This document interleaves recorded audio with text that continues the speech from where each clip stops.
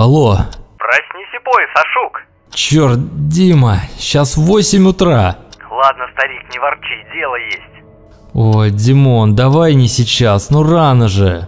Сейчас, Саня, сейчас, время не ждет. Ты слышал, мы потрошителя поймали. Да ладно, того самого? Его, не сомневайся. Эта тварь оказала сопротивление при аресте. Ну, его группа захвата и подстрелила.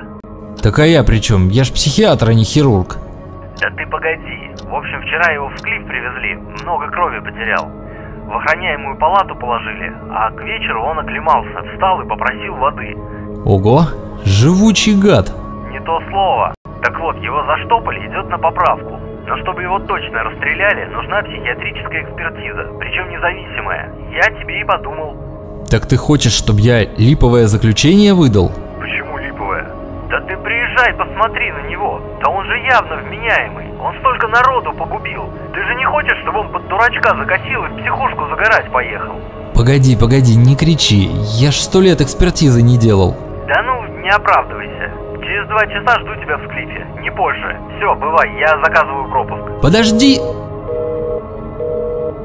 Да, вот такой он мой школьный друг Димка, а ныне оперуполномоченный Евсеев. Черт бы его побрал. Стремительный, как метеор, слова не даст вставить. Блин, придется ехать, так отдохнуть хотел. Ну да ладно, дело серьезное. Если этот потрошитель и правда вменяемый, то ему одна дорога к стенке. 27 человек угрохал. Самый младший 16 всего было. Съезжу, погляжу на этого маньяка. Наскоро умывшись и толком не позавтракав, я отправился в институт Склифосовского.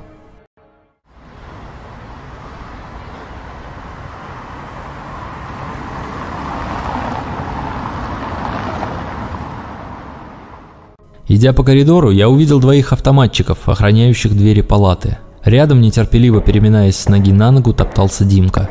«Ну, показывай своего подопечного», — сказал я, протягивая руку. «Видал? Круглосуточная охрана и видеозапись. Все, чтобы этот гад не сбежал», — вместо приветствия ответил Дима. «Ну, давай, заходи, освидетельствуй его по-быстрому, да пойдем позавтракаем», — сказал Димка, подталкивая меня к дверям палаты. «Постой, по-быстрому освидетельствование не делается, тут же побеседовать надо. Давай, заходи, набеседуешься. Крайне занятный тип, как говорят наши психиатры. Если что, стучи в дверь», — сказал Дима, запихнув меня в палату. Войдя в небольшое помещение, я увидел широкоплечего мужчину, стоявшего напротив окна. На захлопнувшуюся за моей спиной дверь он не обратил ни малейшего внимания. «Здравствуйте, Александр», – произнес мужчина, не поворачиваясь. Я невольно поежился. Вот уж не думал, что заключенным сообщают, кто придет по их душу. Нет, мне не сообщали, что придете именно вы», – продолжил потрошитель, не поворачиваясь. «Просто вы мне знакомы, как и я вам. Впрочем, простите, где же мои манеры?» – произнес мужчина, отвернувшись от окна и взглянув на меня пронзительно голубыми глазами. «Анатолий», – сказал потрошитель, протянув руку. «Александр», – ответил я, пожимая сильную ладонь. «Я знаю», – ответил потрошитель, отвешивая легкий, несколько старомодный поклон. «И откуда же? Небось, расскажешь мне, что мое имя тебе нашептали демоны?» «Мы знакомы очень давно», – сказал Анатолий, взглянув на меня так, что я засомневался, кто кого пришел освидетельствовать. «А именно с вашего рождения. Постарайтесь понять меня правильно. Я ваш ангел-хранитель». «Очень остроумно, прям великолепно. А кто вас ко мне приставил? Неужто сам Господь Бог?» «Я бы попросил вас не ерничать, Александр. Просто примите как данность. Я ваш ангел-хранитель, и я вас оберегаю. Любыми путями». «Ага, судя по кровавому прошлому, ты не очень любишь людей, не так ли?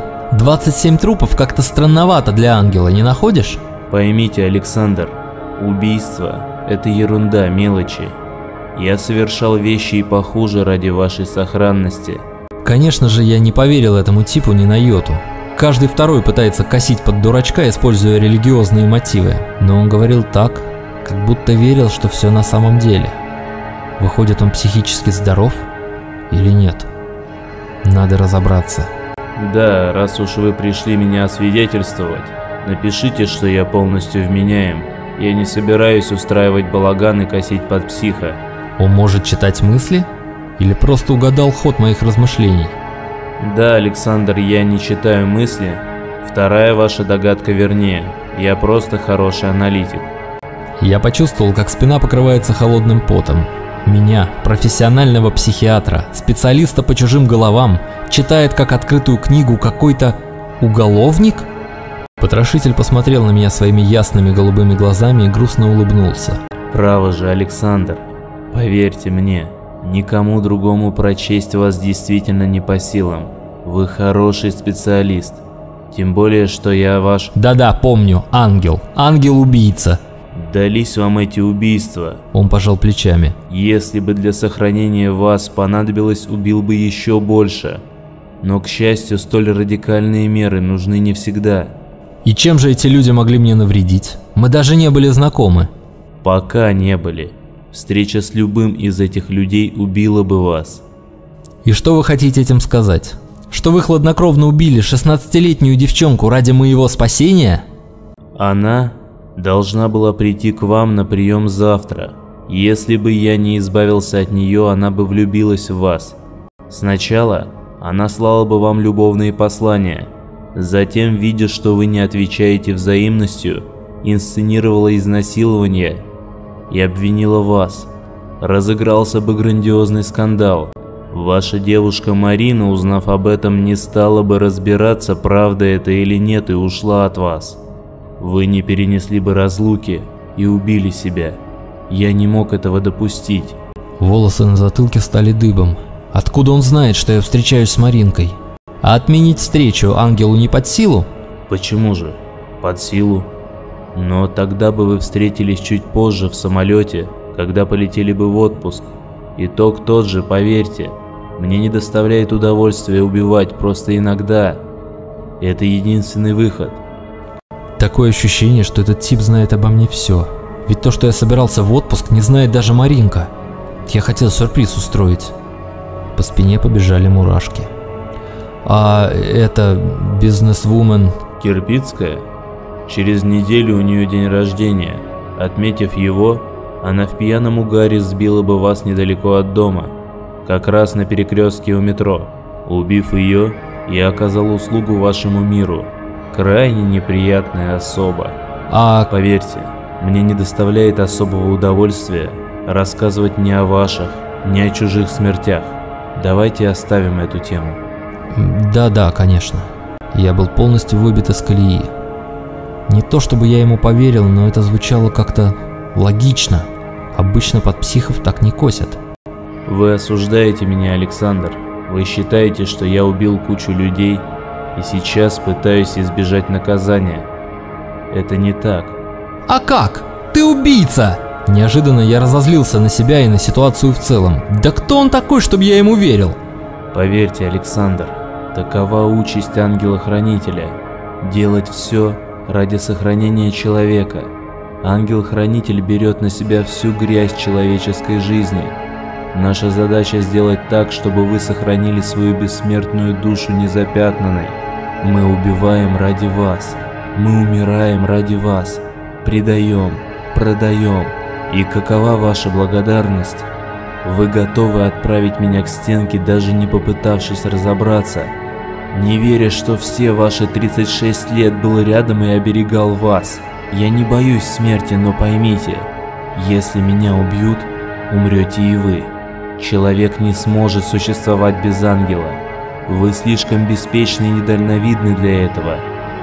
Я умирал не 1000 раз, еще одна моя смерть ничего не изменит, а вот для вас это будет финал.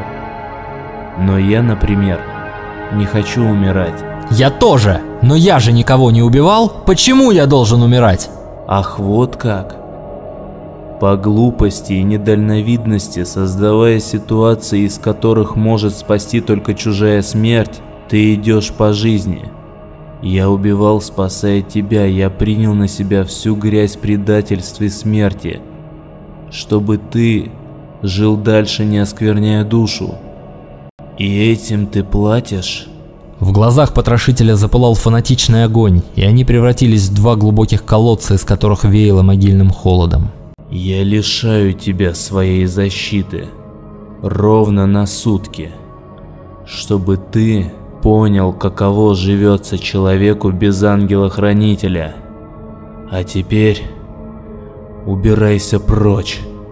Я пятился к двери, стараясь нащупать дверную ручку. Потрошитель надвигался на меня, выкрикивая ругательства. Вдруг с грохотом распахнулась дверь в палату, и в нее вбежали два ОМОНовца с автоматами. «Лежать, тварь!» Не дожидаясь выполнения команды, огромный детина ударил потрошителя прикладом автомата в живот. На синей больничной рубашке расплылось кровавое пятно, и потрошитель беззвучно осел на пол. «Не дрейф, Сашок, мы рядом!» Следом влетел Димка и, схватив меня за плечи, увел в коридор. «Мы как увидели, что он на тебя пошел, сразу в палату. А че он на тебя бросился-то? Не поделили чего?» «Да ну брось, мы просто разговаривали». «Разговаривали? 5 часов? О чем?» 5 часов? Я взглянул на часы. Действительно, начало 4-го. В палату к потрошителю я вошел около 10. Странно, мне казалось, прошло не более получаса. «Ну, что скажешь, как он? Косит или правда идиот?»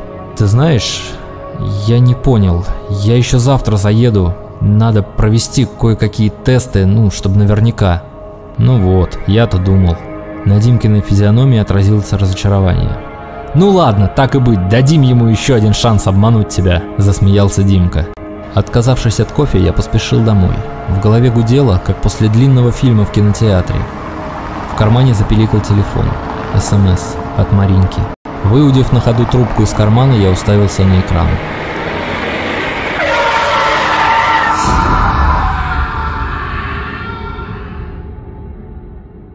«Ты чё, козел? Ты куда прешь? Ты вообще ослеп, гнида!» – орал водитель «Газели», под которую я угодил.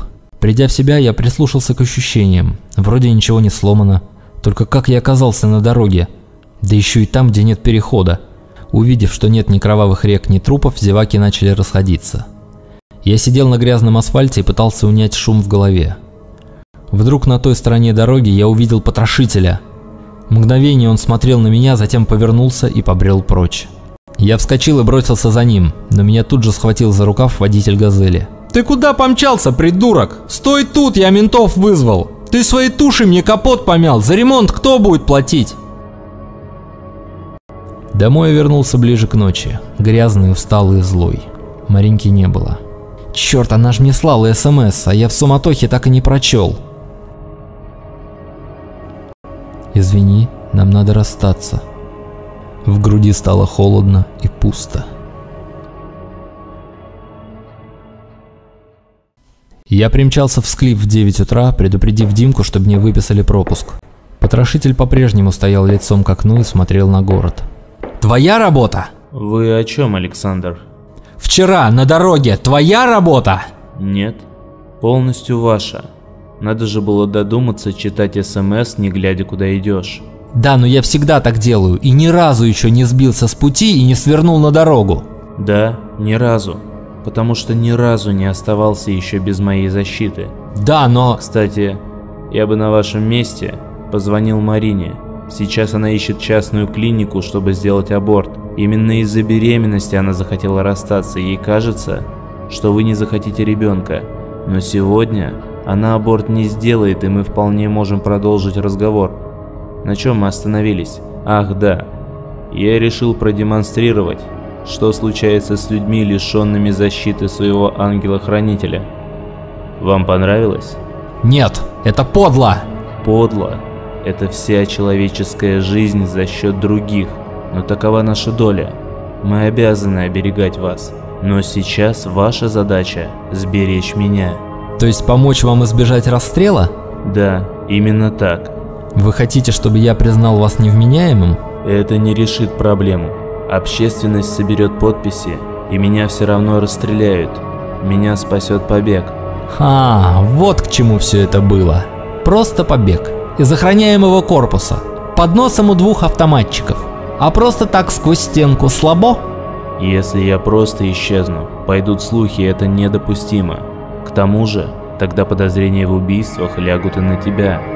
Так вышло, что ни по одному эпизоду у тебя нет алиби. Да и отпечатки пальцев у нас одинаковые. Я все понял. Ты хочешь избежать наказания. Сделать это моими руками. Я не знаю, как ты проворачиваешь свои фокусы, но со мной этот номер не пройдет. Ты делаешь ошибку. Плевать, я сегодня же выдам заключение о твоей вменяемости, и тебя расстреляют. Ты погибнешь. Ага, как же! От смерти очередного маньяка мне станет только легче дышать. Мне надоели твои байки про ангелов. Я ухожу. Все, разговор окончен. Я буду молиться за тебя. Сколько угодно. Алло, Димон, забирай его, он твой. Заключение о вменяемости я оставил твоим амбалом в коридоре. О, отлично, Сашук. Теперь эту гниду точно к стенке поставят. Меня пузырь. Хорошо, бывай.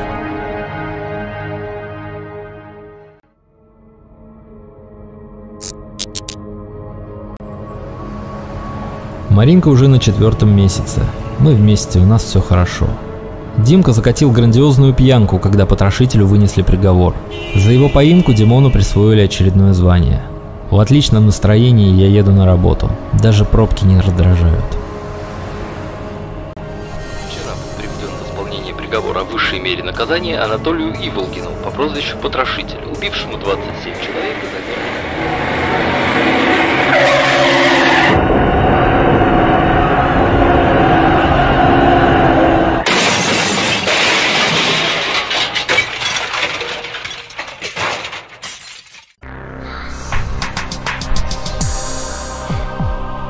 Подписывайся на канал, чтобы не пропустить новые истории.